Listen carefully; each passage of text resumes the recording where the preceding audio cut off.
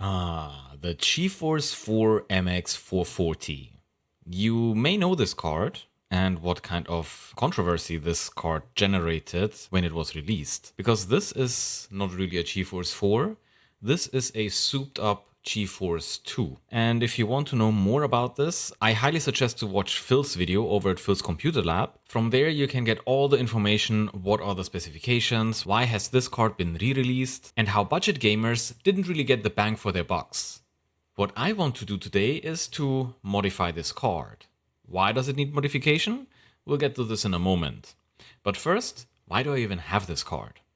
It all started with another card that I found at the scrapyard. This one. This is an FX 5600 XT. I may be able to salvage the copper cooler after I take out this very broken fan. And this card has a few problems at the back. There are many SMD components knocked off, but these components don't have any values written on them, so it's impossible to figure out which components I need exactly. So I kept an eye out whenever I visited the scrapyard to look for a donor card. And I found two of them. One of which was this one, the GeForce 4.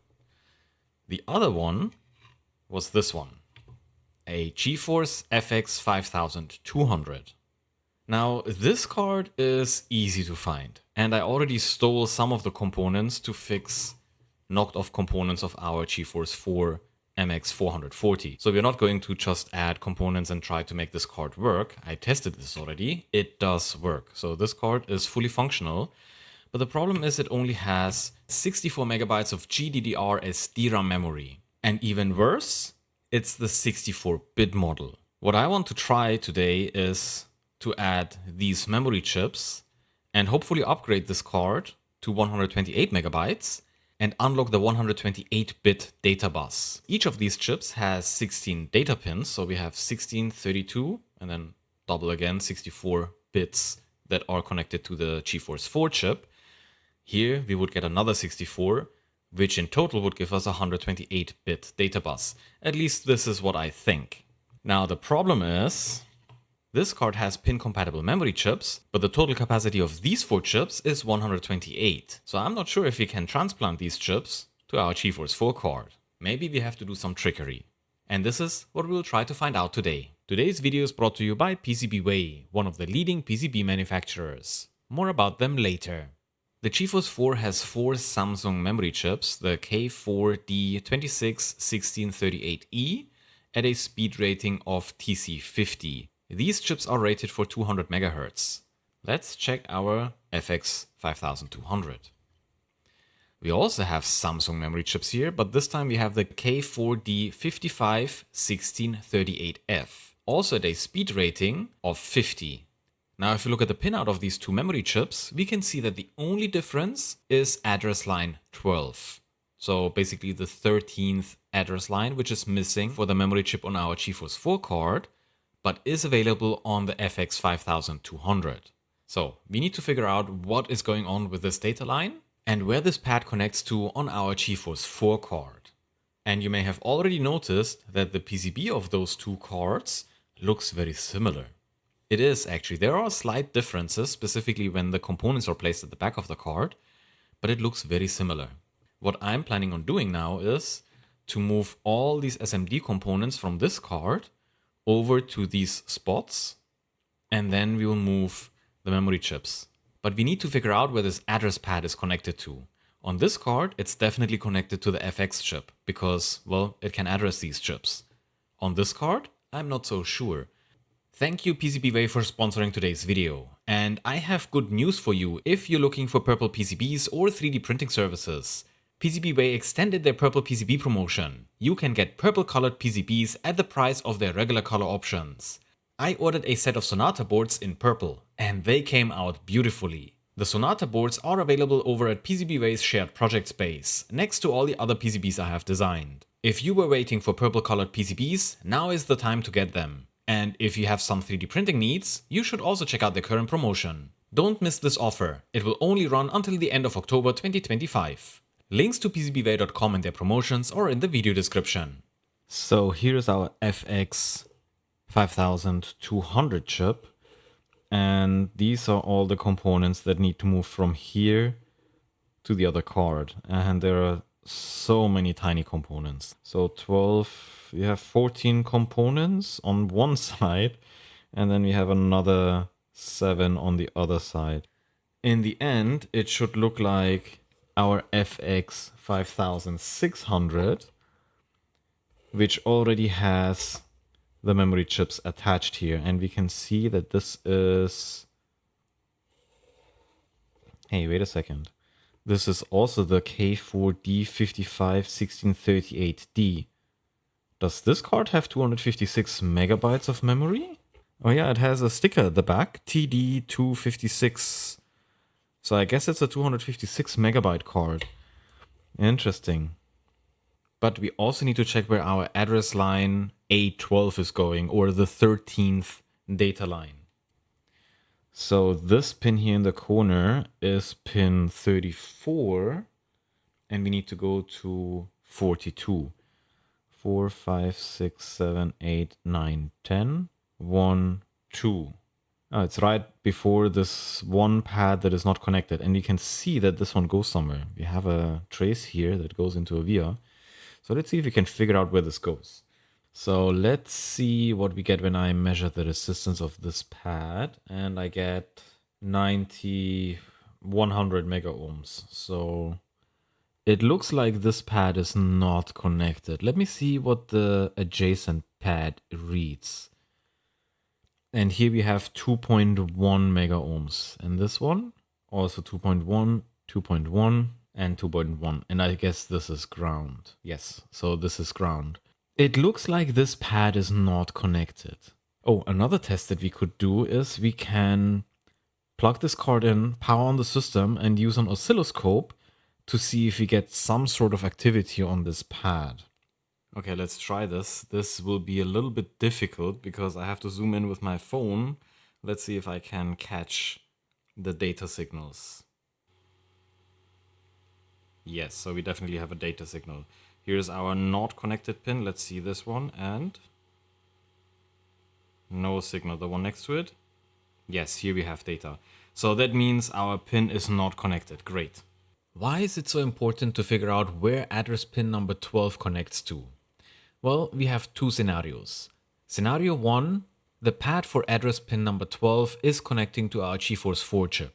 In that case, if we solder the memory chips that have twice the capacity to the ones that are already on the card, the memory controller may get confused, because on one side there are only 64 megabyte and on the other side there are 128 megabytes connected. So we need to make sure that both sides are the same capacity. If you solder identical chips to the ones that are already on the card, you don't have this problem. But I am not doing that. If the pad for address line 12 would be connected to the GeForce 4 chip, we would have to cut the trace that leads to the pad, which leaves us with scenario 2, our case. The pad is not connected to the GeForce 4 chip. In this case, we don't have to do anything with the trace that leads to the pad because it's already not connected to the GeForce chip. However, it could be that we will face issues with that floating address pin. This could be solved by adding a pull-down resistor to ground, but more about this later. Okay, so that means this pad, even though it has a trace, is not connected to our GPU, which is great because we can just pull this pin low later on, the one on the memory chip, and hopefully turn our larger memory chip into a smaller one that is exactly the same size as these ones. Okay, with this out of the way, I think we can start now to move these small components from our donor card to our GeForce 4. Okay, so let's see. I'll try to go one by one, so hopefully it's not too confusing. But yeah, these components are very small. Okay. Okay.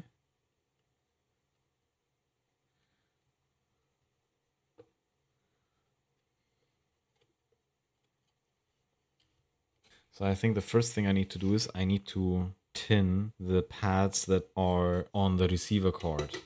Okay, so here's our first capacitor. Wow, that will be a very long and tedious project.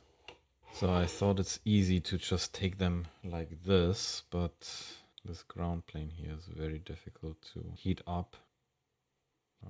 There we go. And we pulled some of the pad here. So yeah, this is not good. Okay, we can still save that. I wonder if it would be easier with hot air.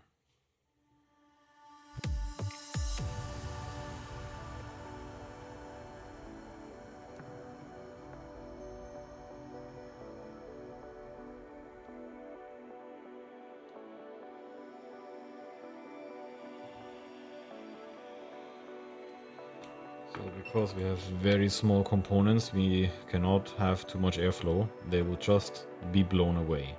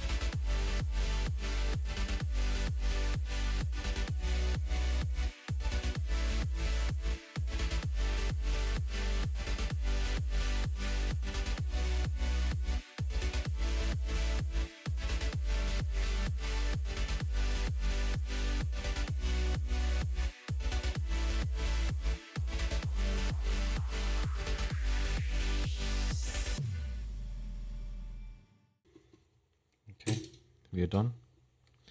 We moved all SMD components and it took me only an hour. And here are our first ones, so these ones were really bad. Better to go with hot air than with tweezers. Okay, so one last sanity check. Let me just make sure nothing is shorted out.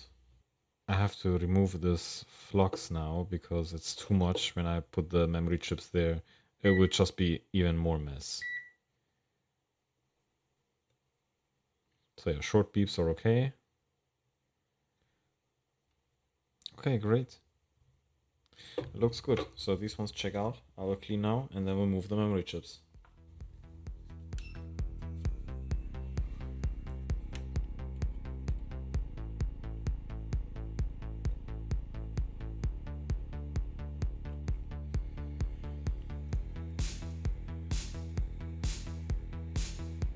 Now we can use a higher airflow. We no longer deal with small components.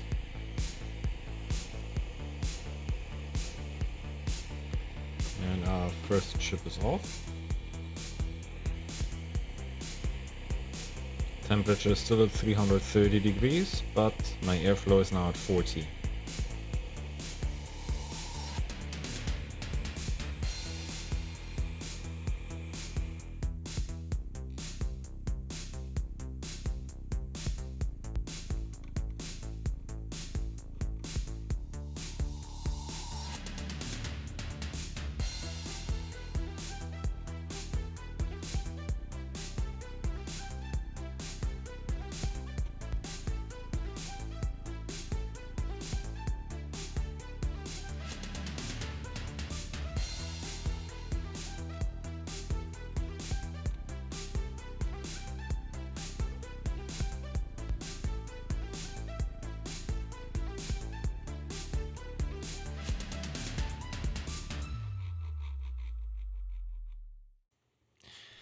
Wow, what a project so far.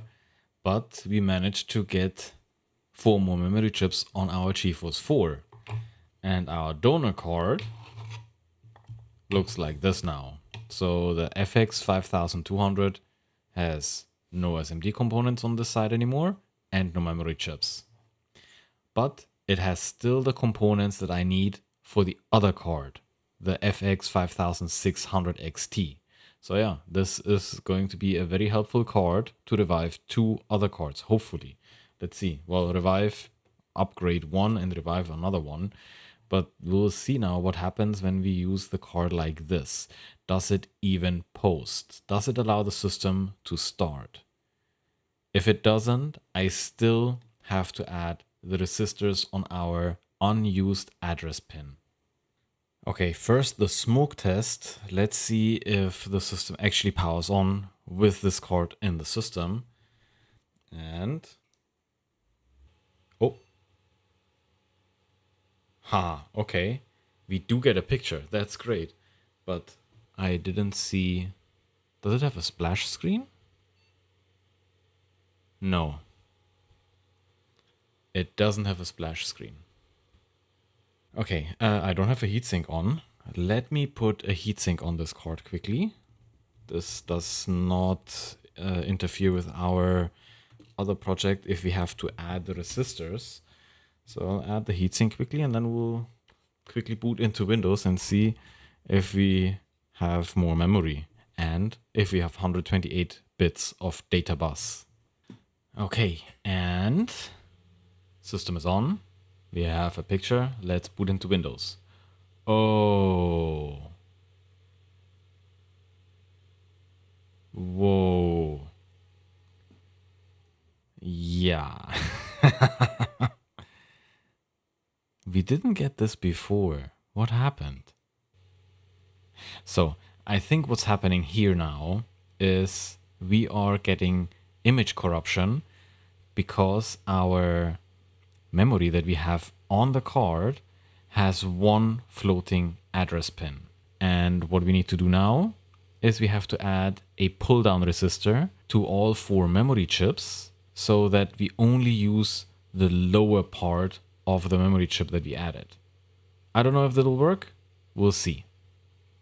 I hope I have an explanation that does make sense, and we will verify this now that this is really the case.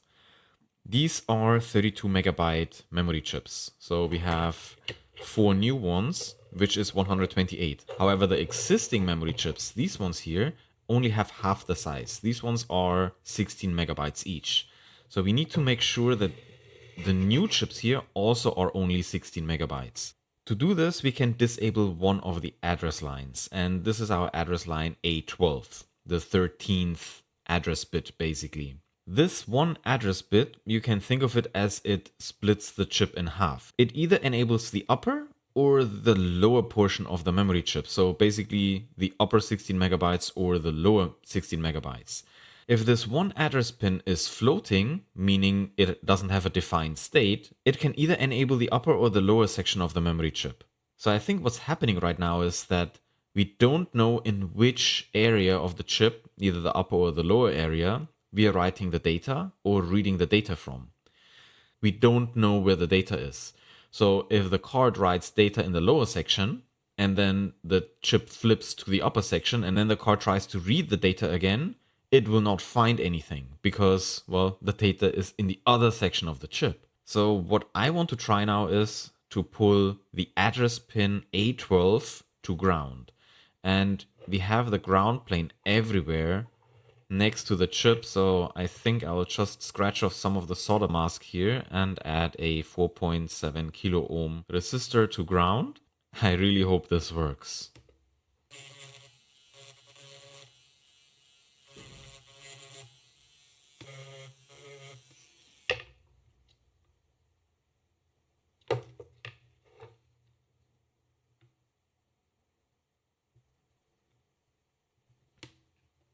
Okay, I have a lot less space than I thought, but I'll have to make it work somehow. These resistors are 8 kilo ohms. I couldn't find 4.7 right now, but yeah, hopefully this will also work nicely. Hopefully. I really don't know if this is going to work, but let's hope.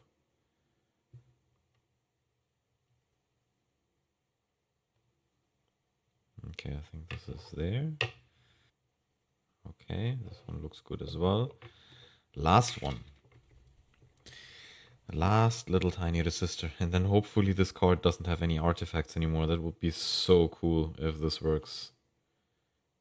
So this one here should not be connected to anything. We should have, 100 mega ohms. Okay, and this one here is now at 2 kilo ohms to ground. That's interesting. Before it was 4. It's exactly like all the other pins now. So yeah, I think this is actually the perfect value. Pulling down the pin to ground. 2 kilo ohms to ground. Okay, that's it. That's our mod. Our mod is complete. Now the question is, do we get artifacts or not?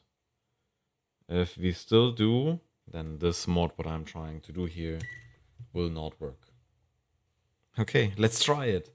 Moment of truth. Do we get artifacts or not? No artifacts! Wow! Okay, that is amazing. Let's hope that this works actually. I'm not sure. Let's see if NSSI is detecting our graphics card. NVIDIA SVGA 128 megabytes. Wow! I think we have 128 megabytes on this card. And it should be 128 bits. Wow. Okay, at least something. I mean, it didn't blow up anything. It seems to be working. Let's see. Let's change the operating system quickly. Wow, that would be so cool if this card works. So far, so good. Okay. Okay. Do we have 128 megabytes and 128-bit data bus? That's the big question now. Yes! Ha! We have it! We have 128-bit DDR memory, and we used wrong memory chips that we had to mod to make them compatible. But it looks like it's working. 128 megabytes and 128-bit data bus. So now the question is, does 3D Mark 2001 work, and what values do we get? Holy moly, I didn't think this will work out, but my goodness. I know the graphics card is not something to phone home about, but man, we upgraded the memory and increased the data bus from 64-bit to 128. So if you have a graphics card that is unfortunately stuck at 64 bits and you have empty memory spots, you could technically get rid of this flaw. So let's see if our benchmark works. And that looks really, really promising. Wow. Okay, so we have a 128-bit data bus on our GeForce4 440. Yeah, so I think it's a DirectX 7 compatible card. You can watch Phil's video on this one. He will explain more in detail what the differences are. For me, important was now to upgrade the memory to 128 megabytes and ultimately increase the data bus from 64-bit to 128 bits.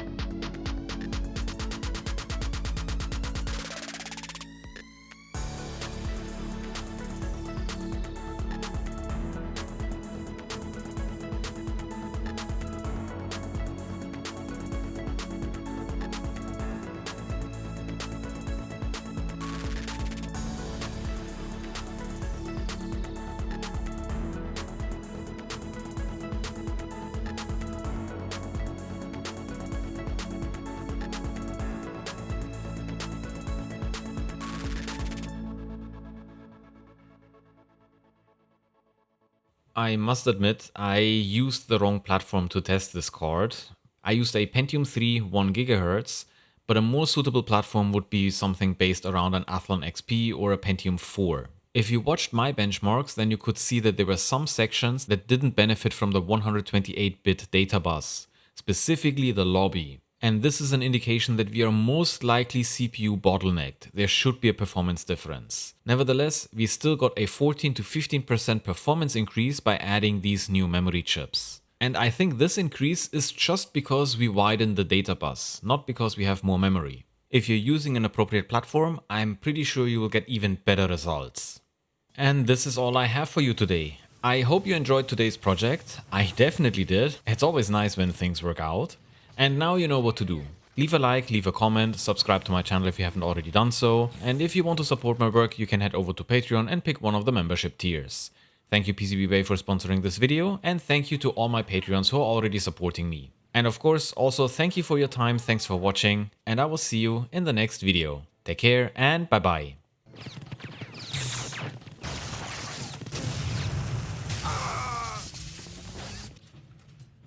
Blue flag taken.